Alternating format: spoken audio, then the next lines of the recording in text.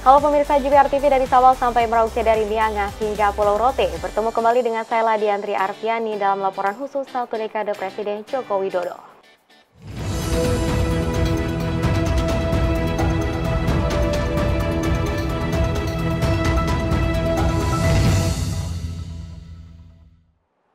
Mengawali informasi pertama pemirsa, 1 dekade ini pemerintahan Presiden Joko Widodo menunjukkan kedaulatannya di sektor pertambangan dengan kepemilikan saham pemerintah yang dominan di perusahaan tambang milik asing.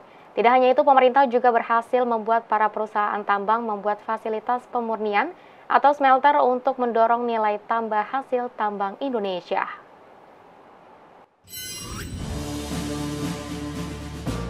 Dalam kepemimpinannya sejak terpilih menjadi presiden pada tahun 2014, salah satu janji Presiden Joko Widodo adalah bisa mendivestasi saham PT Freeport Indonesia sebesar 51%.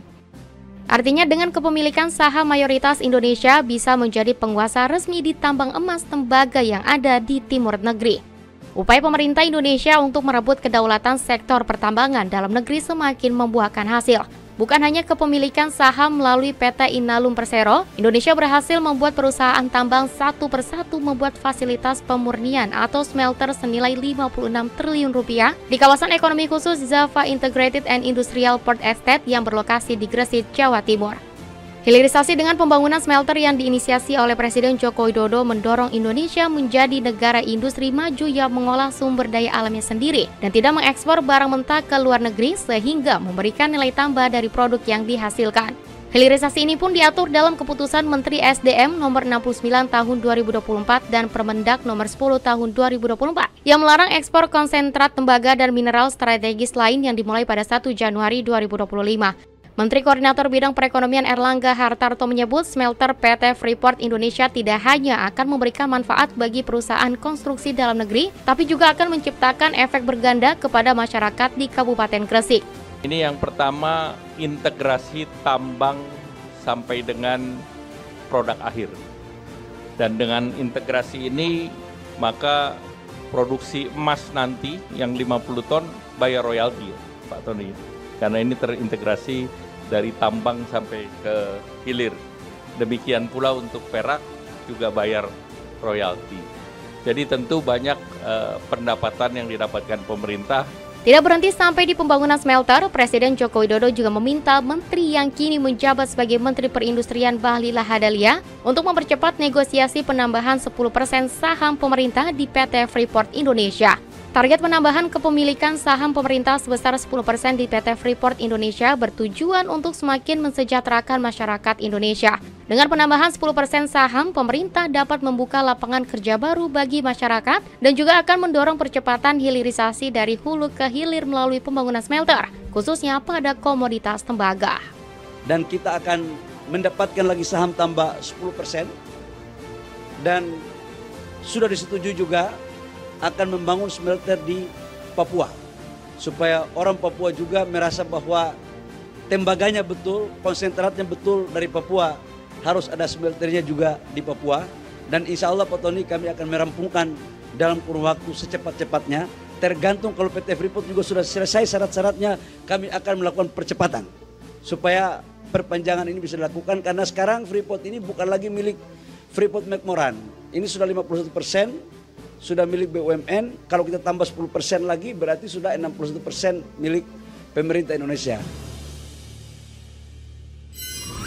Wajah Indonesia banyak berubah 10 tahun terakhir. Tidak hanya digitalisasi, ekonomi, tambang, dan kesehatan yang bertransformasi, namun juga sektor pertanian yang banyak berubah.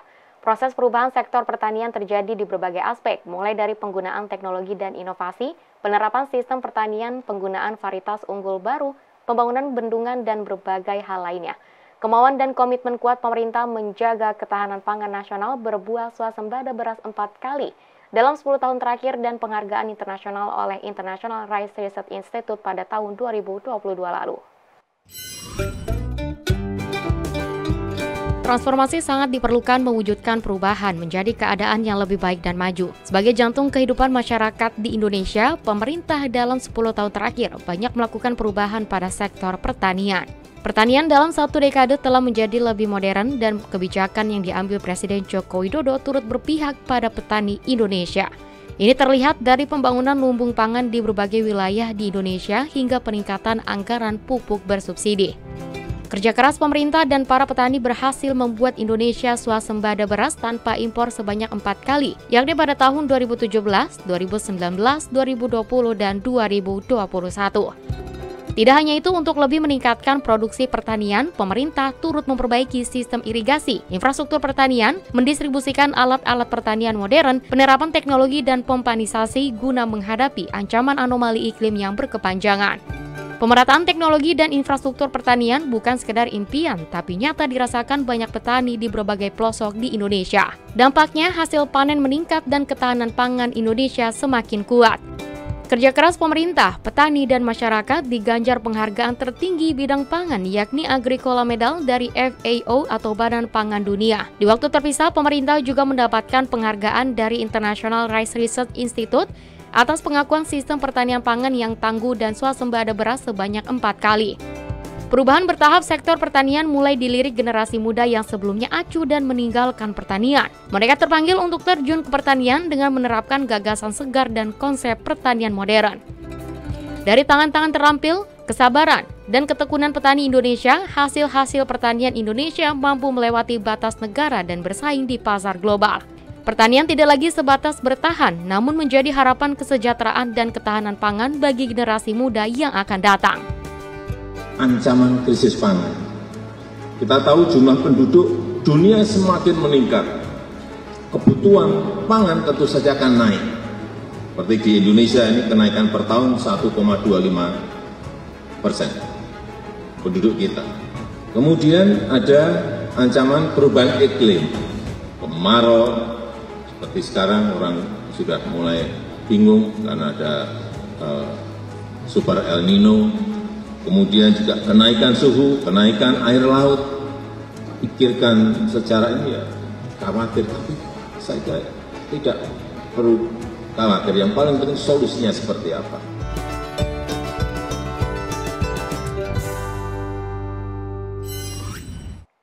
Informasi lainnya pemirsa, pembangunan infrastruktur era Presiden Joko Widodo bukan hanya jalanan dan bendungan saja, namun juga pembangunan pos lintas batas negara. Dalam satu dekade ini, Indonesia memiliki 15 PLBN yang tersebar di seluruh wilayah perbatasan Indonesia.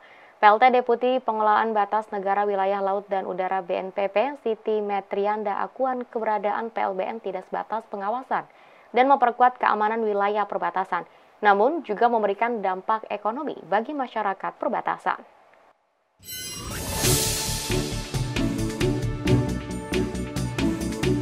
Indonesia merupakan negara maritim dengan predikat kepulauan terbesar di dunia.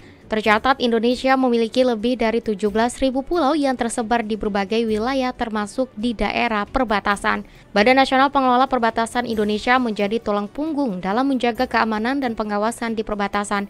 BNPB juga bertugas memberdayakan masyarakat Indonesia yang hidup dan tinggal di area perbatasan khususnya dalam hal kesejahteraan. Dalam dialog dengan GPR TV, PLT Deputi Pengelolaan Batas Negara Wilayah Laut dan Udara BNPB Siti Metrianda akuan mengatakan, 10 tahun terakhir BNPB aktif memperkuat kerjasama dengan instansi terkait, baik di level nasional maupun internasional.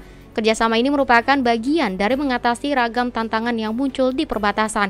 Di satu sisi, kehadiran PLBN juga memberikan manfaat bagi masyarakat sekitar, yakni peningkatan pelayanan masyarakat, potensi pertumbuhan sentra ekonomi baru, dan menumbuhkan rasa nasionalisme. Terhitung dari 2015 sampai dengan 2024 sudah terbangun 15 pos lintas batas negara. Terbagi dari 7 PLBN dibangun di tahun 2015 hingga 2019 dan 8 PLBN dibangun 2020 hingga 2024 dengan total anggaran sebesar 1,3 triliun rupiah. Jadi kita berharap dengan pembangunan PLBN ini akan menjadi sentra pertumbuhan perekonomian masyarakat, mengembangkan kehidupan perekonomian yang lebih baik di masyarakat di kawasan perbatasan. Selain itu mungkin kita bisa melihat bersama menyaksikan bahwa pembangunan PLBN di daerah kawasan perbatasan yang menjadi titik lintas batas negara ini akan memberikan multiplier efek bagi pertumbuhan perekonomian di kawasan perbatasan. Pemirsa, Kepolisian Republik Indonesia menyatakan telah membentuk 5 kepolisian daerah atau Polda selama 10 tahun di bawah kepemimpinan Presiden Joko Widodo. Polda yang dibentuk pada tahun 2014 hingga 2024 itu untuk memberikan perlindungan, pengayoman, dan pelayanan kepada masyarakat Indonesia.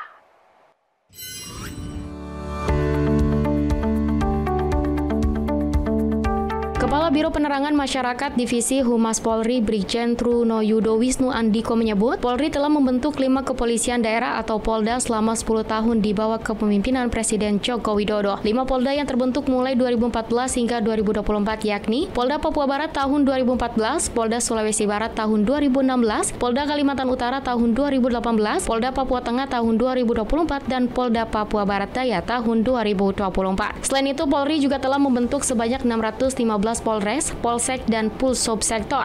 Kehadiran kantor kepolisian itu untuk memberikan perlindungan, pengayoman, dan pelayanan kepada masyarakat Indonesia. Brigjen Pol Truno Yudo menyebutkan bahwa pembentukan Polda baru pada tahun 2024 akan dilaksanakan serempak di 4 daerah otonomi baru, yaitu di Papua Tengah, Papua Selatan, Papua Pegunungan, dan Papua Barat Daya. Akan tetapi baru 2 provinsi yang mendapatkan surat keputusan pembentukan Polda, yaitu Papua Barat Daya dan Papua Tengah. Informasi lainnya pemirsa, Kementerian Perhubungan berhasil meningkatkan program angkutan laut yang muatannya mengalami kenaikan secara signifikan selama 10 tahun terakhir di bawah kepemimpinan Presiden Joko Widodo. Hal ini dibuktikan dengan kenaikan dari berbagai sektor, mulai dari tol laut, kapal perintis, hingga angkutan perairan di pelabuhan yang menyasar di beberapa wilayah Indonesia.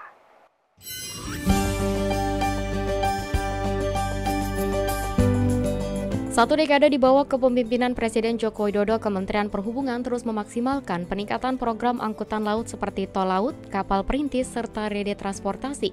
Terus ditingkatkan yang dalam 10 tahun terakhir muatannya naik secara signifikan.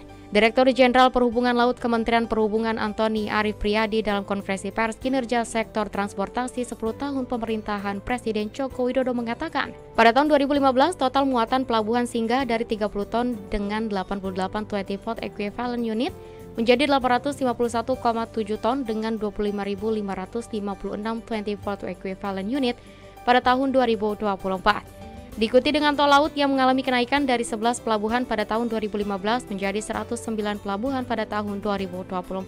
Kapal dan trayek pun mengalami kenaikan dari 3 kapal pada tahun 2015 menjadi 37 kapal pada tahun 2024. Serta 3 trayek pada tahun 2015 menjadi 39 trayek pada tahun 2024. Kemudian untuk angkutan laut perintis mengalami peningkatan trayek dari 86 trayek pada tahun 2015 menjadi 107 trayek 2024 dengan persebaran 12 trayek di Indonesia Barat, 41 trayek di Indonesia Tengah, serta 54 trayek di Indonesia Timur. Adapun jumlah anggaran yang telah dikeluarkan pemerintah selama 10 tahun untuk angkutan laut perintis sebanyak 10,98 triliun rupiah. Antoni menyatakan berkat program-program tersebut dalam beberapa tahun terakhir aksesibilitas pelayanan publik semakin mudah. Konektivitas antar pulau yang belum terlayani transportasi laut komersial mengalami peningkatan, distribusi barang semakin lancar, integrasi nasional semakin kuat, serta pertumbuhan ekonomi lokal, pendapatan masyarakat, lapangan kerja, dan jumlah wisatawan semakin meningkat. Nah, dengan adanya tol laut ini, daerah 3TP ini berdampak betul mendapatkan manfaat. Tidak hanya mutlak masalah disparitas harga, tetapi daerah 3TP yang jarang dikunjungi itu akhirnya mendapatkan manfaat dari sisi ideologi, politik, sosial budaya, ekonomi, pertahanan, keamanan. Dan tentu beberapa kali Pak Menteri menyampaikan bahwa transportasi itu menjadikan kita itu tidak berjarak lagi. Nah, itu yang tol laut, Mbak. Capaiannya luar biasa, Mbak, yang dari dulunya cuma 3 kapal. Kemudian Pak Jokowi program untuk tol laut itu kita membangun sampai 30 kapal ya. Detail di sini ya Pak ya, iya, bisa dilihat ya nah, Pak. Kemudian hari ini kita ada 39 kapal dan semua daerah 3TP itu sudah alhamdulillah bisa kita layani. Pemirsa, kami akan kembali dengan beragam informasi lainnya, tetaplah bersama kami dalam Kominfo Newsroom.